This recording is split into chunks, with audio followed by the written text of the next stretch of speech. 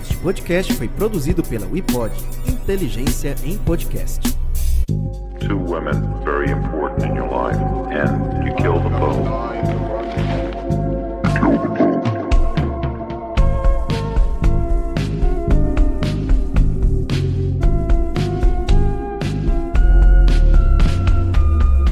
Basically, I was a normal person. Bom dia, boa tarde, boa noite, seja lá qual for o horário que vocês estiverem ouvindo esse podcast. Eu sou a Marisa e, como vocês sabem, eu não tô aqui sozinha, eu tô com o Thiago. Mas antes de dar a palavra pra ele, hoje a gente vai falar de um caso um pouco diferente, né? Vocês sabem que geralmente a gente traz casos de serial killers, ou até mesmo casos misteriosos. Hoje a gente vai lidar com um caso de sequestro, que, se eu não tô enganada, vai ser tipo a segunda vez aqui no podcast que a gente vai falar de um caso onde rolou uma questão de sequestro. Teve outros também que teve sequestros envolvidos, mas tinha uma coisa além disso. E qual que vai ser o caso que a gente vai falar hoje? Olá, Marisa! Então hoje a gente vai falar sobre Fusaku Sano, um sequestro que demorou 9 anos para ser resolvido. E foi o sequestro, tá, gente, mais longo da história do Japão. Então é um caso que acabou ficando muito conhecido por lá. Então, antes da gente começar esse caso, vamos dar nossos recadinhos de sempre. Como vocês sabem, a gente sempre pede o apoio aqui pro nosso podcast, e não é à toa, porque através do apoio, da participação de vocês, das interações, faz com que o nosso podcast cresça e chegue cada vez mais em novas pessoas. E tem várias formas que vocês podem ajudar a gente, tanto seguindo a gente pelo Instagram, compartilhando que você está ouvindo nosso podcast com seus amigos, nos stories. Quem marca a gente sempre está republicando. Se a gente acabou não republicando o seu, não desanime, provavelmente a gente não viu. Mas assim, acontece, gente. Às vezes o Instagram também não manda todas as marcações, caem na solicitação oculta. E felizmente a gente acaba perdendo algumas mensagens por causa disso. Mas a gente sempre que vê, a gente reposta. E também, se você tiver a sugestão de algum caso, manda pra gente lá no Instagram, que a gente sempre tá de olho. E também, né, Thiago, tem uma outra forma que eles podem ajudar a gente, né? Eles podem estar fazendo um Pix misterioso com uma mensagem pra gente ler aqui. E o e-mail é contatoapenasumpodcast@gmail.com. Deixe uma mensagenzinha, escreve, porque a gente gosta de ler, saber o que os ouvintes estão fazendo. Esse mês é pra gente liberar certinho novidades do projeto. É muito provável que a gente comece a gravar lives no YouTube, então a gente vai ter que ter um dia pra gravar, pra vocês saberem certinho. Então, mas a gente vai passando. Com o decorrer do mês, a gente vai passando mais informações.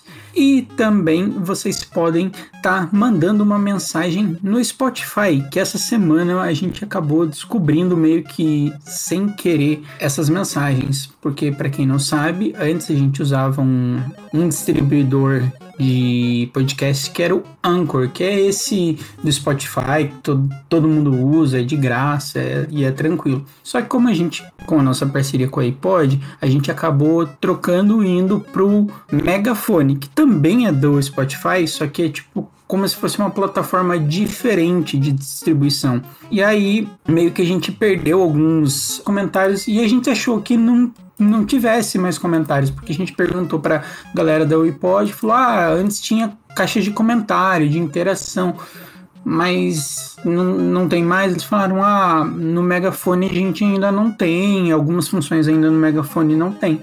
E a gente achou que não tivesse. E essa semana eu fui voltar para o feed antigo e estava lá algumas interações que a gente teve. A última interação que a gente teve foi do caso do Jason in Hell, que a pessoa comentou que o nosso episódio estava, como sempre, incrível como sempre. Então, no final do episódio, a gente vai começar a trazer um pouco das interações que vocês vão deixar lá no Spotify, porque no Spotify tem uma mensagenzinha lá dizendo o que você achou desse podcast. Escreve pra gente, a gente vai lendo essa mensagem lá no final do episódio, beleza? Isso aí, então isso daí é um incentivo também pra vocês comentarem mais, né? Então passem a comentar, porque agora a gente descobriu como é que faz pra ver as respostas e no final ali do episódio, né, dos episódios que virão, a gente vai trazer os comentários que mais chamaram a nossa atenção, tá? Então capricha aí no comentário. Mas, né, gente, vamos começar a falar do caso. Já adianto, né, a gente tem o aviso de gatilho já antes de começar o caso. Vou reforçar o aviso de gatilho, pois é um caso muito triste, assim como todos os que a gente já trouxe até esse momento, né? Todos os casos, sempre eu falo, né, que acontece algum tipo de dor, e no caso da Fusako Sano não foi diferente. Então, vamos começar esse caso. Atenção, o episódio a seguir contém cenas de descrição de violência física, psicológica e sexual. Se você não se sente bem em ouvir esse tipo de história, talvez seja melhor pular e ouvir outro podcast. O aviso de gatilho foi dado, então agora você continua por sua conta e risco. Bom, de acordo com um censo que foi realizado em 2019, a cidade de Sanjo, que fica localizada na província de Niigata, no Japão, possui aproximadamente 95 mil habitantes e é considerada uma cidade pequena e pacata, e esse vai ser o palco da onde vai acontecer o caso criminal que a gente vai lidar agora. Então pensa, né, esse caso aconteceu ali na transição da década de 80 para 90, a cidade provavelmente tinha menos habitantes ainda, e a gente sabe também, né, que Sanjo é uma cidade que ela é cercada por florestas e montanhas, ou seja, tem uma conexão com a natureza muito grande, e a maioria dos trabalhadores de lá trabalham em plantações de arroz ou tem as suas próprias plantações. Agora, né, que a gente deu essa localização geográfica para vocês aí imaginarem onde esse caso vai se passar, é importante também a gente conhecer um pouco sobre a vítima desse caso.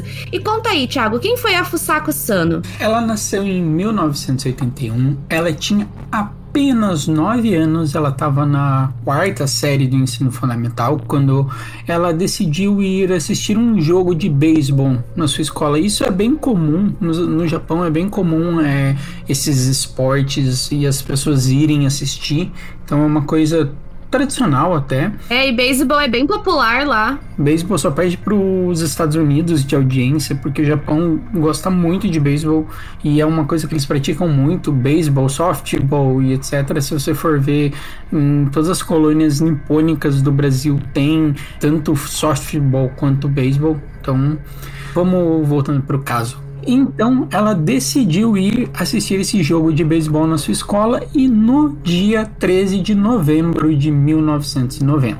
Assim que a partida terminou, ela resolveu voltar para casa sozinha, uma vez que o lugar era tranquilo, assim, e no Japão tem muito esse costume das crianças voltarem sozinhas, porque não é um lugar violento.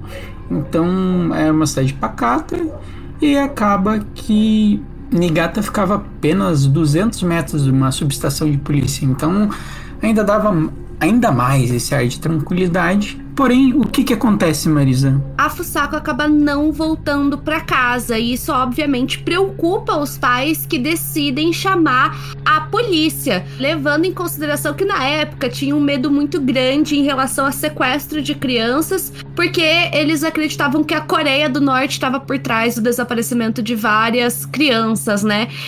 O Thiago, ele acabou indo pesquisar um pouco mais o que era esse negócio aí de sequestro de crianças pela Coreia do Norte, e ele vai trazer as informações agora, porque eu confesso que quando eu vi esse caso pela primeira vez, acabou meio que passando batida essa informação. Mas o que foi que rolou? Eu tava lendo nosso querido roteiro, e aí eu fiquei meio incrédulo com essa questão da Coreia do Norte. Como assim, Coreia do Norte sequestrando crianças? Tipo, como assim? Então, em 2002, a Coreia do Norte, ela reconheceu que ela sequestrou 13 japoneses, mas o governo japonês admite que foram 17. Um mês depois desse reconhecimento, 5 deles foram autorizados a retornar para o Japão. Então, dessas 13 pessoas que eles disseram que eles sequestraram, esses japoneses que foram sequestrados pelos coreanos do norte, voltaram para o Japão, e Pyongyang afirma que os outros 8 acabaram morrendo e não forneceram nenhuma prova contundente que essas pessoas realmente morreram. Então, os japoneses eles têm essa suspeita que a Coreia do Norte tenha sequestrado dezenas de japoneses, e a polícia japonesa conta que provavelmente 800 desaparecimentos têm a ver com isso. Então, tipo, não são notícias oficiais, que não excluem que a pessoa desapareceu, mas eles não sabem porquê, eles acham suspeito e eles têm essa lista. E aí eu fiquei, mas meu Deus, é muita gente, tipo, uma coisa é 13, outra coisa é 800. E aí, num relatório publicado pela ONU em 2014, indicou que desde 1950 a República Popular Democrática da Coreia executa como uma política de Estado em grande escala uma política sistemática de sequestro e recusa de repatriação seguidos de desaparecimentos forçados de pessoas de outros países. Então, basicamente, o que a ONU disse foi que eles sequestram pessoas, tanto pessoas que fugiram da Coreia do Norte, porque vocês têm que lembrar que as duas Coreias um dia já foram uma Coreia, e eu achei isso só bizarro. E vale, acho que é importante ressaltar que a treta da Coreia, isso inclusive a própria Coreia do Sul, não só a Coreia do Norte, né? Tem uma treta com o Japão, gente, que é histórica, né? Eu até vejo o pessoal fala muito dos crimes de guerra, né, na Segunda Guerra Mundial da Alemanha, mas eles esquecem que os japoneses também foram extremamente cruéis com outras pessoas. Então tem uma treta, assim, histórica muito grande entre esses países. Inclusive, quem sabe, né, eu já cheguei a pesquisar sobre a famosa unidade que o Japão mantinha durante a Segunda Guerra Mundial, né, onde eles faziam várias experiências humanas. Então, assim, é uma treta que já é antiga, que acho que com certeza vale a pena, quem sabe um dia a gente pesquisar mais, tentar trazer algum especialista para discutir melhor essas questões. Isso é importante trazer nesse caso especificamente para mostrar o medo que foi instaurado na época. Inclusive, né, eu tenho certeza que isso foi uma coisa que atrapalhou a investigação. Meio que deixou a investigação num limbo, porque o problema disso foi que, como eu posso dizer, as forças policiais falaram, não tem o que a gente possa fazer. E aí a gente vai ver que nesse caso isso auxiliou, né? Então, recapitulando, né, ela tava voltando desse jogo de beisebol, né, era mais ou menos ali, se eu não me engano, por volta das 6 horas da tarde, 5 horas da tarde, então não era tão tarde assim, quando ela foi surpreendida por um homem chamado Nobuyuki Sato. A gente já vai entender mais detalhes sobre ele, e esse cara com uma faca força ela a entrar dentro do carro, e ele acaba, enfim, levando ela pra casa dele. A gente já vai entender melhor como se deu esse sequestro, mas é muito importante a gente entender também quem era o Nobuyuki. Ele já tinha perdido o pai e tinha um histórico de questões psiquiátricas e psicológicas bem extensa, e a relação com a mãe dele era muito complicada. A relação era tão complicada que ele cria algumas regras para casa da própria mãe. E a gente vai falar um pouco quais são essas regras, mas ele tinha muito uma questão de que ele não conseguia emprego. O Nobuyuki era uma pessoa que vivia constantemente sem emprego, e porque ele tinha uma mania obsessiva de limpeza. E essa mania obsessiva de limpeza era tão grande que ele não conseguia empregos porque ele não aguentava estar nos lugares, porque ele achava que era muito sujo e nojento. E aí eu fui no nosso querido DSM-5, que é o Manual Diagnóstico de Estatísticas e Transtornos Mentais, e eu fui pesquisar um pouco sobre TOC para ver se fazia sentido o que ele tinha. Uma das coisas dos critérios que eu achei interessante trazer foi os critérios diagnósticos, né? Então ele diz aqui: os comportamentos ou atos mentais visam prevenir ou reduzir a ansiedade ou o sofrimento ou evitar algum evento ou situação temida. Entretanto, esses comportamentos ou atos mentais não têm conexão realistas com o que visam neutralizar ou evitar, ou são claramente excessivos. Então, basicamente, ele não conseguia emprego porque ele dizia que tudo estava muito sujo, e na cabeça dele fazia muito sentido, e não necessariamente isso tinha conexão com a realidade. Então ele nunca conseguia emprego. Isso era um grande problema, né? Mas não foi o primeiro sequestro dele, né, Marisa? Porque ele teve um sequestro que foi mal sucedido. E como é que foi? Em junho de 1989, né, pouco mais de um ano antes do acontecimento, né, do sequestro da Fusako Sano, o Nobuyuki tentou sequestrar uma outra garota. Também era uma garota que estava no ensino fundamental, que estava andando pela rua. Quando ele avistou ela, ele tentou agarrar e levar a garota embora, porém um amigo conseguiu ver toda essa situação e começou a gritar por socorro. Foi aí que um professor que estava ali na região, né, estava ali próximo dessa situação, correu até eles e abordou o Nobuyuki e conseguiu impedir esse sequestro. Também a polícia foi acionada e nisso ele foi preso pela primeira vez, se eu não me engano, e condenado por agressão e solto um ano depois, e praticamente logo em seguida ele já realizou o outro sequestro, né, o da Fusako Sano. Então assim, a gente tava falando do sequestro, a gente fez esse intervalo aí pra falar um pouco sobre o Nobuyuki, pra gente entender um pouco como que era a mente dele, né? Mas agora a gente vai voltar pro sequestro, né? Eu tinha parado de falar no momento que eu digo que ele leva a menina de 9 anos, né, a Fusako, até a casa dele. Nisso, né, ele leva ela até o quarto dele, que era um quarto pequeno, e amarra ela. O quarto ficava no segundo andar da casa, isso é bem importante, né? Ele morava com a mãe dele, que na época tinha 64 anos, e a casa tinha 2 andares. Meio que o Nobuyuki morava na parte de cima, né, no segundo andar, e a mãe ocupava a parte de baixo, o primeiro andar, andar térreo, né, vai depender daí como que você costuma intitular isso, né. E uma vez que a Fusako foi colocada dentro do quarto dele, ele, além de amarrá-la, também colocou fita adesiva na boca dela para que ela não conseguisse gritar. E é uma coisa muito importante lembrar, né, ao longo dessa história, que ela tinha apenas 9 anos quando ela foi sequestrada. Então, uma vez que ela estava amordaçada e amarrada, ele voltou até o carro dele, dirigiu até a entrada, estacionou na vaga de costume e a partir daí começou a agir como se nada tivesse acontecido. Então ele volta pra casa, né, cumprimenta a mãe dele, então ele meio que fez de conta ali como se ele tivesse acabado de chegar em casa. Ele conseguiu subir até o segundo andar sem que a mãe dele percebesse. Pelo que eu entendo, tinha uma escada que dava pro lugar de fora, né? Então tinha meio aquelas escadas de incêndio de Nova York, sabe? Isso, que ele conseguiu ter acesso e colocar ela pra dentro sem que a mãe percebesse. E também ele queria dar aquele ar de normalidade para que não parecesse que alguma coisa estranha estivesse acontecendo, né? E ele tinha muita consciência que a mãe não ia subir nesse segundo andar porque ele mesmo proibia ela de entrar no quarto. Ele tinha ataques violentos, ele começava a gritar, ficar extremamente exaltado quando ela subia alguns lances de escada para subir para esse segundo andar. Então, ele sabia que o quarto era inacessível para a mãe dele. Então, no quarto, não era uma preocupação, não era uma preocupação, né, que ele tinha. Então, nesse quarto, ele ameaçou a Fusako de morte, falou que ela não podia gritar, que ela não podia fazer nada, que se ela tentasse sair, ele ia capturar ela de novo. Ele fez uma tortura psicológica para que ela não tivesse incentivo para sair dali, né? Sim, essas ameaças sempre eram de espancamentos, ou então ele mostrava literalmente a faca pra ela e fazia essa ameaça com a faca.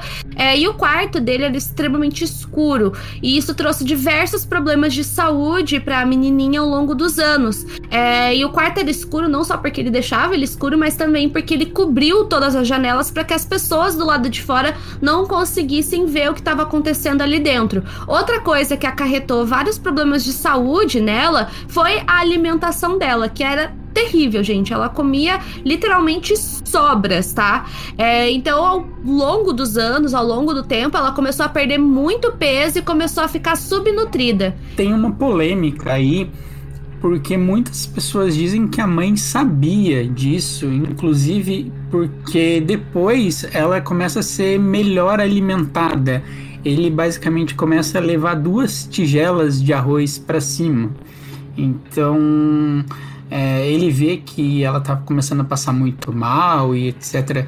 Ela tem todo um problema de desenvolvimento, né? Porque ela é uma criança, você tem que pensar, ela tem 9 anos, ela tá se desenvolvendo, ela não toma sol, ela não come decentemente, ela começa a ter problemas. E com isso daí ele começa a querer dar mais comida para ela, e dizem que nisso a mãe sabia. É uma grande polêmica se a mãe sabia ou não.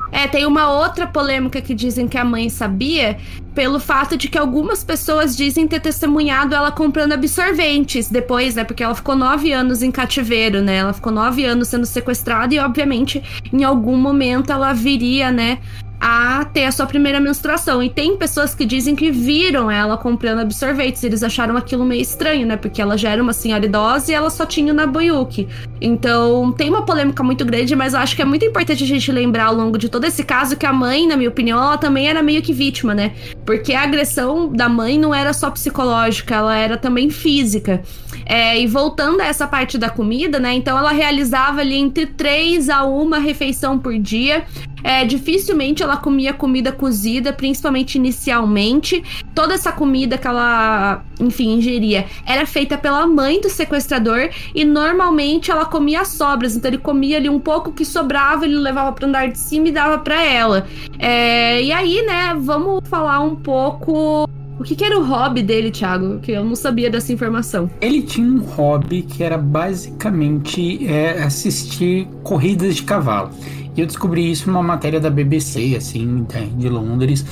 E aí ele pedia pra ela gravar, porque não sei porquê, mas não era todo o tempo que ele ficava no quarto pra assistir. E aí ele pedia pra ela gravar. E aí diz, quando ela não gravava direito ou do jeito que ele queria, sei lá qual diabo. Tipo, você tem que pensar que ele é uma pessoa que tem um transtorno, né? Ele tem um transtorno obsessivo compulsivo. Então tem que estar exatamente do jeito que ele quer. E se não tá do jeito que ele quer, o que ele fazia, ele eletrocutava ela com uma arma de choque. Então, isso foi uma coisa que me chamou a atenção, porque apareceu numa das matérias e tem poucas matérias dizendo, eu até achei 2 matérias da época, então para dar um contexto, assim, essa matéria inclusive é de 2000, de 24 de maio de 2000, da BBC, então ela fala um pouco sobre tudo isso e eles falam dessas alegações que ele tinha videotapes de corrida de cavalo e que eletrocutava ela, então é um absurdo. Então, depois de 6 anos que ela tava ali em cativeiro, ela começou a apresentar vários hematomas no corpo dela, né? A gente já vai lidar mais aí com os problemas de saúde que, infelizmente, ela acabou desenvolvendo. Outra informação importante é que na parte superior da casa, que era meio ali onde ficava o quarto, na Nabuyuki, onde a Fusako tava sendo mantida presa e por aí vai, não tinha banheiro. Então, ela passava semanas suja, literalmente, né? E ela só conseguia, né, tomar algum tipo de banho, né, se lavar quando a mãe do Nabuyuki não estava em casa, né, quando ela ia sair para fazer as compras de mercado e por aí vai. E na hora do banho ela era vendada e quem dava o banho nela era o sequestrador. E aí vocês devem estar pensando, tá, mas e quando ela precisava fazer as necessidades, né? Porque é uma coisa que a gente não consegue controlar, a gente não consegue esperar dias, né, pra fazer xixi e por aí vai. Então, ela tinha que fazer as necessidades dela em sacolas. E outra coisa que eu acho que foi terrível, né? Todos os detalhes desse caso e tudo que uma menina de 9 anos teve que passar por 9 anos, né? Então ela foi sequestrada aos 9. Olha quanto tempo, né, ela passou nessa situação triste. É que ela teve o cabelo dela cortada.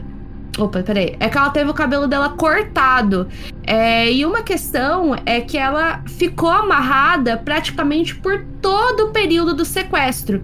Então os músculos dela ao longo do tempo começaram a enfraquecer a ponto de alguns deles literalmente atrofiarem. Ou seja, com o passar do tempo, ela jamais teria forças físicas para fugir do cativeiro. Então, por mais que ela fosse ficando mais velha e tal, por mais que a gente tenha essa falsa ideia, talvez ela fosse ter mais força para conseguir lutar e escapar, a gente tem que lembrar que sequestro não é bem assim. Existe muita manipulação psicológica que essas vítimas passam, né? Muitos dos sequestros, assim, que a gente vê muito o pessoal do True Crime falar, foram de meninas que foram sequestradas na infância, que passaram anos em cativeiro. Então tem toda uma tortura psicológica por trás que muitas vezes impede com que essa vítima consiga fugir por medo de ameaças que ela ouve desde a infância. E em casos como o da Fusako, muitas delas estavam frágeis também fisicamente. Então, com certeza, ela deveria querer não estar ali, né, gente? Isso é uma coisa óbvia. Com certeza, ela tinha desejo de fugir, porém, era praticamente impossível que ela conseguisse fazer isso, porque ela não tinha força. Ela passou esse período todo praticamente amarrada. Então, basicamente, como a gente tá falando, era uma situação terrível, porque ela estava mal nutrida, ela não tinha acesso à luz do sol, ela não teve a infância que a gente quer que toda criança tenha, uma infância feliz, para que ela possa se desenvolver. Ela passou a pré-adolescência nesse cativeiro, ela passou a adolescência completamente comprometida. E nisso ela vai desenvolver um quadro de icterícia. Não sei se é assim que pronuncia. E o que é a icterícia, Thiago? É o excesso de bilirrubina, um pigmento amarelo no sangue que deixou a sua pele e os olhos amarelados. Então é aquela doença que deixa os olhos em volta, sabe? A parte branca dos olhos, ela fica amarela. E além disso, os abusos psicológicos fazem com que ela não tivesse confiança e ela ainda tivesse um comportamento infantil de uma criança de 9 anos, porque ela também não tem um negócio chamado referência. Você não sabe o que é crescer se você não viu alguém crescendo, sabe? Se basicamente a única pessoa que tá com você, a sua única referência, basicamente não serve de referência, né? Então ela literalmente não sabia como se comportar, ela não sabia o que fazer. Então ela ficou, para também se defender de todas aquelas violências, ela ficou no mundinho dela e no desenvolvimento que ela já estava. Então ela era basicamente uma adolescente, já quase virando uma adulta, que tinha um comportamento de criança. Teve um atraso mental, literalmente, né? Isso foi uma coisa, inclusive, que ela teve que passar por tratamento depois que o caso terminou, né? Com o passar do tempo, ela eventualmente começou a ter acesso a um rádio para ouvir uma ou outra coisa. E só no último ano de sequestro dela que ela começou a ter acesso à televisão, né? Que ela começou a assistir alguns e outros programas. Acredito também que as corridas de cavalo. E uma coisa assim, como é que eu posso dizer? Não sei que palavra seria mais adequada, mas que chama a atenção nesse caso, e que talvez, né, até esse momento que a gente não mencionou essa informação, você deve ter pensado que aconteceu isso, é a questão do abuso sexual, porque não houve abuso sexual ao longo desse sequestro. Então a gente pode ver que pode ter tido, por exemplo, alguma intenção sexual em ter uma pessoa mantida em cárcere privado, alguma tensão sexual, alguma motivação sexual que não seja o abuso em si. Pode ser, né? Talvez algum psicólogo que for observar esse caso pode ver, tá, mas não teve abuso sexual. Não sei se o Thiago entende o que eu quero dizer, mas teve uma intenção sexual ali, por mais que não tenha tido a relação em si, vamos dizer. É o que a gente fala daqueles questões de prazeres psicológicos que não estão só no abuso psicológico, né? No abuso sexual, desculpa. Por exemplo, quando uma pessoa vê um cadáver e ela tem uma excitação, então, né? Por exemplo, tem algumas parafilias, parafilia o nome disso, né? Sim, voyeurismo, né? Que a pessoa só quer olhar. Então, assim, pode ter realmente um outro lado sexual, mas o abuso sexual em si não aconteceu, e isso foi uma coisa que a própria Fusako Sano disse ao longo do tempo.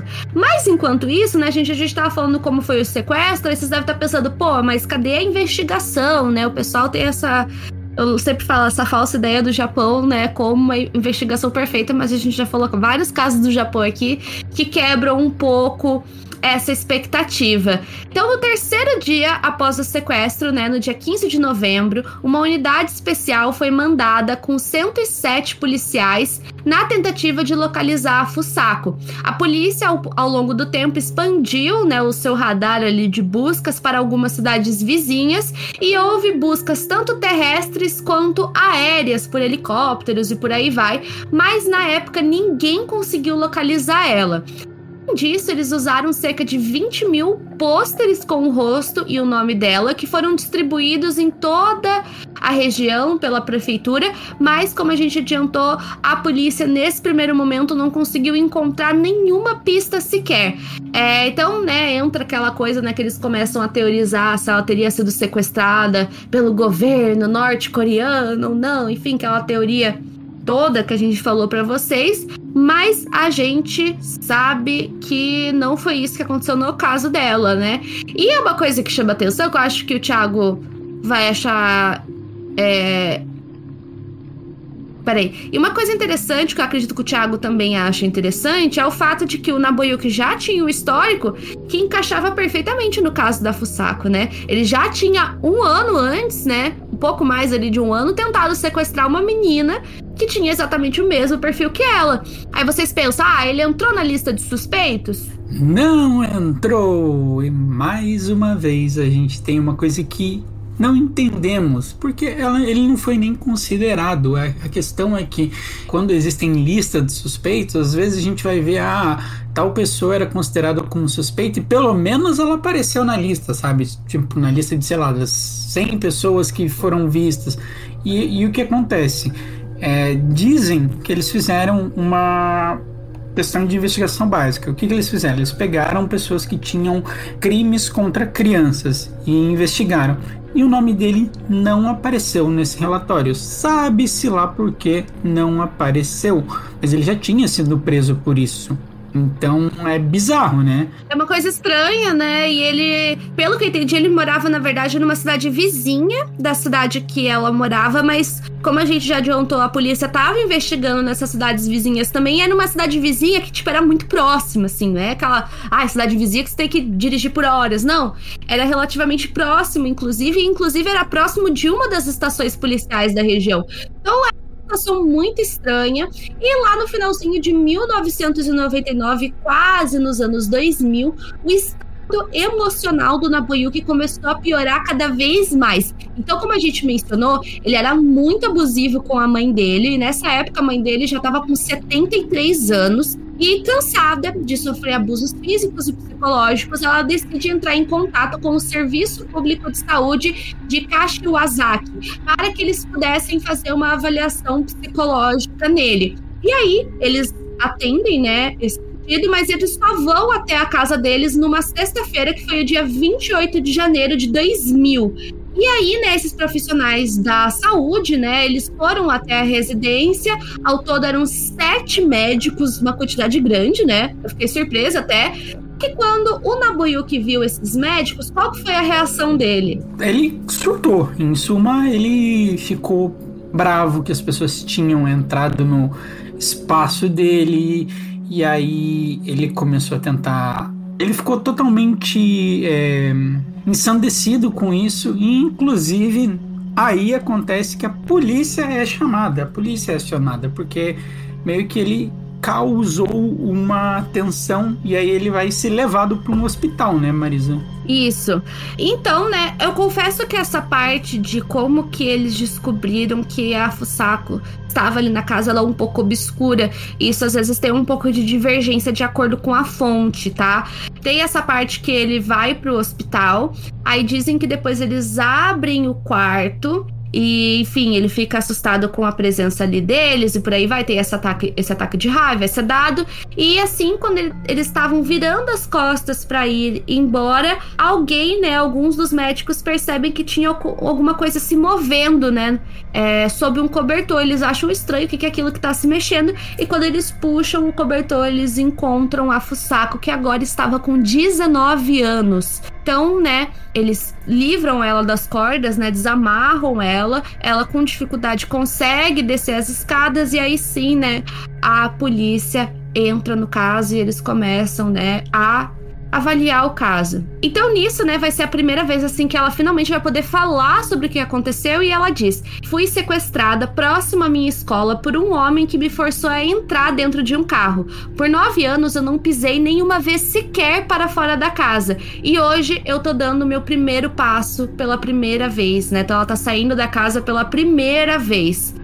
Então aí a gente vai entrar naquela questão da mãe de novo, que eu acredito que todos vocês, né, estejam curiosos, né? Então a mãe do criminoso, ela alegou que ela também foi enganada, pois ela nunca soube da existência da garota. Porém, no entanto, a polícia acredita que ela tem alguma noção sim do que estava acontecendo, né? Tanto por conta daquela questão da comida, tanto em conta dela ter comprado produtos de higiene íntima feminina, né? Absorventes e por aí aí vai, o que é meio estranho. Só que por conta dela ser já uma senhora de 73 anos, eles acabaram deixando isso de lado, né? Porque já ia ser muita coisa que ia estar mexendo com ela, né? O filho dela tá sendo preso, por aí vai. Sim, e também teve uma polêmica na época, porque o que acontece?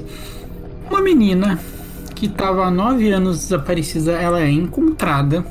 E aí, o que acontece? Você imagina que o chefe de polícia e os responsáveis da região, eles vão atrás da imprensa, falar, olha, a gente resgatou essa menina, veja como a gente foi competente, olha aqui, essa menina está salva. Não, nem isso aconteceu.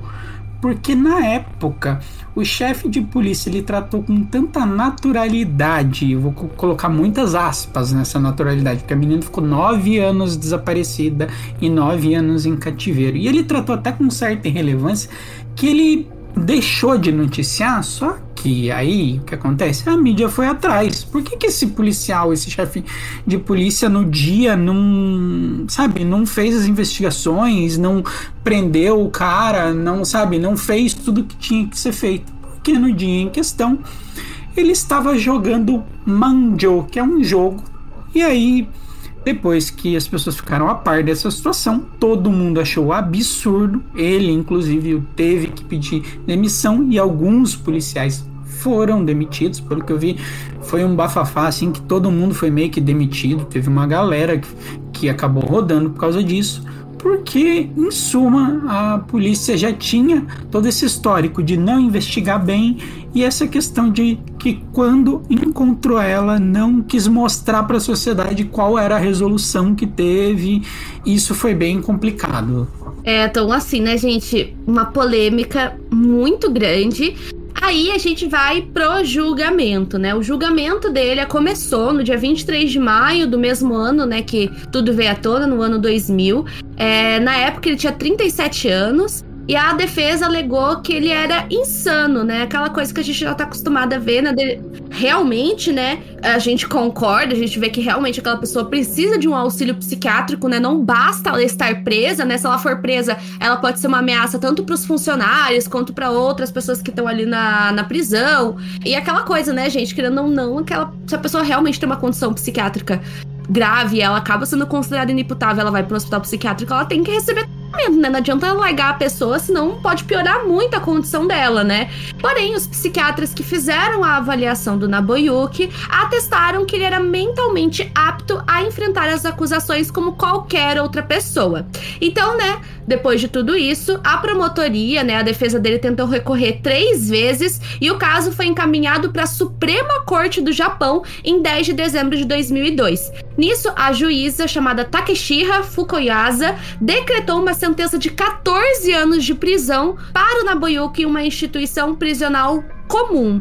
Que é muito pouco, né, gente? 14 anos. Vale lembrar que no Japão eles têm penas mais brandas e eu acho pouco tempo sim, porque ele destruiu uma vida. A gente já vai descobrir o que aconteceu com a Fusako depois do sequestro, né?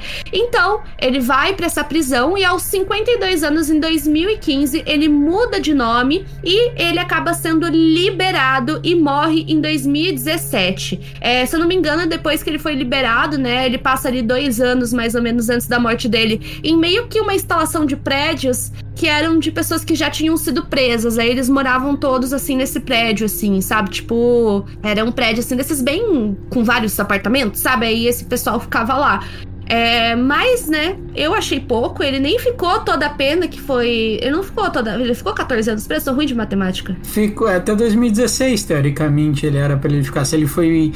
em dezembro de 2002, essa Suprema Corte, mas aí depende quanto tempo eles colocaram que ele já estava preso. Então, ele deve ter ficado os 14 anos, mas eu também achei muito pouco, comparado que ele tirou 9 anos de uma criança, tipo assim, 14 anos. E aí, tipo, tem toda uma outra questão. E outra coisa que era importante, porque o que acharam estranho é porque tanto o pai do Nabuyuki, ele já era falecido, né? Mas ele tinha questões psicológicas e ele se eu não me engano, ele era atendido pelo sistema de saúde deles lá para questões psicológicas. Então ele já tinha uma questão de familiar psicológica e foi por isso que ele tentou também recorrer à insanidade e isso, mas ele não conseguiu, né? E aí, o que acontece com a Fusako, Marisa? Obviamente, né, gente, a vida dela nunca mais foi a mesma. Ao longo dos anos, ela conseguiu ter uma melhora, assim, mas foi bem pouco. Ela teve muita dificuldade em voltar a estudar e também fazer amigos. Tem muitos relatos que dizem que ela não conseguia ficar com muitas pessoas no mesmo ambiente.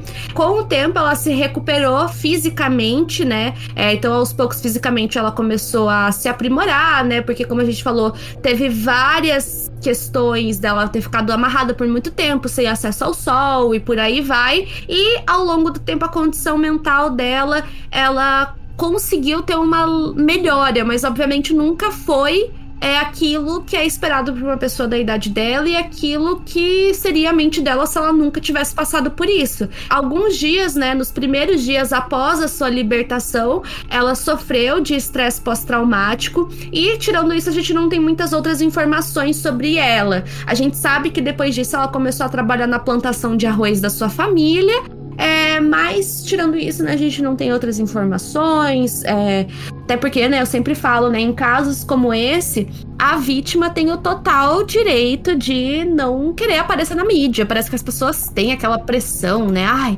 que tem que dar entrevista. Não, a vítima tem o direito a escolher. Tipo, sei lá, a gente tem a Natasha Campucci, por exemplo, que fala abertamente sobre o sequestro dela, mas tem casos como o da Fusako, o da Elizabeth, que foi sequestrada pelo pai, que a gente já contou aqui, que optaram por não falar, até porque a vítima tem que ver o que vai ser melhor pro desenvolvimento dela, né? O que vai ser melhor pra recuperação dela depois de um evento extremamente traumático, né? Então a gente não tem muitas outras informações sobre como ela está hoje em dia, até que tem algumas fotos na internet que dizem que é dela, tipo, não de hoje, mas logo depois que ela foi liberada, assim, adulta e tal. Mas é aquela coisa, né? Eu acho que essa questão do direito, que o nome disso é direito ao esquecimento, né? Então, e aí tem algumas coisas, por exemplo, se você consegue na justiça que seu nome seja esquecido, tipo, o Google e outros buscadores têm que restringir isso, e eu acho super válido, sabe? Porque, gente, ela perdeu a infância e a adolescência dela, ela perdeu uma parte muito importante do desenvolvimento, tanto motor, físico, psicológico, emocional. Então, se você vê alguma desse tipo de violência, denuncia, Disque 100, por favor, faça uma denúncia. Se você está vendo uma criança que está tendo tanto abusos psicológicos quanto abusos sexuais, Disque 100, faça a sua parte, não deixe que isso aconteça, porque toda criança tem o direito de crescer e se desenvolver de uma forma feliz e alegre, e eu sempre sou assim, porque, tipo, como pai, pra mim, esses casos de sequestro pegam ainda mais, porque, cara, imagine você ficar 9 anos com a sua filha desaparecida, assim, sério, porque eu acho que na questão do desaparecimento, uma das coisas que eu vejo em vários casos, por exemplo, eu vejo muito aqui o caso do Leandro Bossi, que é um caso aqui do Paraná, que como isso afeta a pessoa, sabe? Porque a pessoa não tem um corpo para pelo menos enterrar, então fica naquela expectativa, será que essa pessoa ainda tá viva? Será que meu filho ainda tá vivo? Então é uma coisa muito difícil. É uma dor de não saber o que aconteceu, né? Tanto que eu vejo muitos pais que têm filhos que estão desaparecidos, que eles falam que preferiam muitas vezes que encontrasse logo o corpo para pelo menos saber o que aconteceu, né? Que é aquela dor da dúvida, né? E isso é muito pesado. Então, antes da gente encerrar esse episódio, a gente quer ler alguns dos comentários que a gente recebeu lá no Spotify. Então, reiterando, né? Se vocês querem que a gente leia seu comentário, comente, né? Comente nesse episódio pra gente ler nos próximos, tá? Vamos começar lendo alguns comentários do Crime News, do primeiro episódio do Crime News. O que você achou desse episódio, Crime News, primeiro episódio? A Jess, ela comenta: uau, eu ainda me surpreendo com o nível de maldade do ser humano. Thiago, impecável, como sempre, continue Crime News ficou muito bom. Ah, muito obrigado. Bárbara Helena comentou: eu gostei bastante desse formato de podcast. Eu uso Discord apenas para amigos. E olhe lá, porque não abro faz tempo. Depois desse caso do Discord, muita gente ficou com medo de falar que usa Discord, né? Eu entendo muito seu sentimento, Bárbara. Eu uso o Discord só pra gravar o podcast, ou às vezes quando eu vou participar do podcast de outras pessoas, mas olhe lá também. O pessoal ficou meio com esse receio, né? Nossa, eu vou dizer que confesso que todos os grupinhos que eu tava e não usava tanto no Discord, eu quitei, saí, tchau, beijos, abraço, porque realmente começou a rolar uma onda de Discord bem maluca. Vamos lá com a Lélia Maria. Conheci o podcast nessa semana e já amo. Parabéns pelo trabalho de vocês. Ah, muito obrigado. Seja bem-vinda, né? Já a Naninha Marques comentou: porra! E vários pontos de exclamação. Isso tá muito bom. Obrigada, Naninha. Eu gosto de palavrões pra intensificar o sentimento. É uma boa. E pelo que eu vi, essa Isa próxima, ela é uma comentadora frequente, porque ela tá em vários dos comentários. Então ela é incrível como sempre, Thiaguinho. E eu odeio que me chamem de Thiaguinho, porque é a questão de infância. Eu sei que você não fez por mal, mas nossa, quando eu li essa mensagem, foi mesmo, sabe aquela mensagem? Exato, sabe quando aquela mensagem vem com todo carinho e depois só te dá um tapa na cara? Porque eu fiquei, ai não, eu odeio. Continue comentando, vamos tentar ressignificar o Thiaguinho. A Leilinha comentou: nem ouvi, mas sim, pelo amor de Deus, faça mensal desse ao menos. Pode deixar a Leilinha, inclusive, já tem o segundo episódio do Crime News, tá, gente? Vão lá ouvir se você ainda não ouviu. E o último comentário que foi o da Mia, que inclusive, Mia, sua foto é da Lana Del Rey. Se é, eu já te amo. Pode ler, Thiago. Concordo, não aguento mais o Haluca. Amei esse podcast. Continuem. E pra quem não sabe, o Digo fez o Putz Haluca 3. Eu espero que essa história tenha ido de arrasta pra cima, que eu também já não aguento mais. Mas eu acho que é isso, galera. Comentem, façam um comentário. Se vocês quiserem fazer um comentário mais longo, mandar uma mensagem aqui pro podcast, manda lá no Instagram e a gente lê aqui, beleza? É isso aí, pessoal. Muito obrigada por acompanharem mais esse episódio. Não esqueçam de buscar ajuda, caso vocês sintam a necessidade de buscar ajuda, não só por crimes suspeitos que vocês podem ter visto e presenciado, ou de abusos, como o Thiago falou, pelo Disque 100, mas também não esqueçam de cuidar da saúde mental de vocês. Não é porque o Setembro Amarelo acabou que a gente deve parar de falar sobre isso. Procurem o CVV, que é 188, né? É 188? É 188. Lá você consegue, caso estiver tendo uma crise, receber algum tipo de suporte psicológico, tá? Tanto por chat ou por esse número 188, tá? Então, um beijão e se cuidem. Tchau, tchau.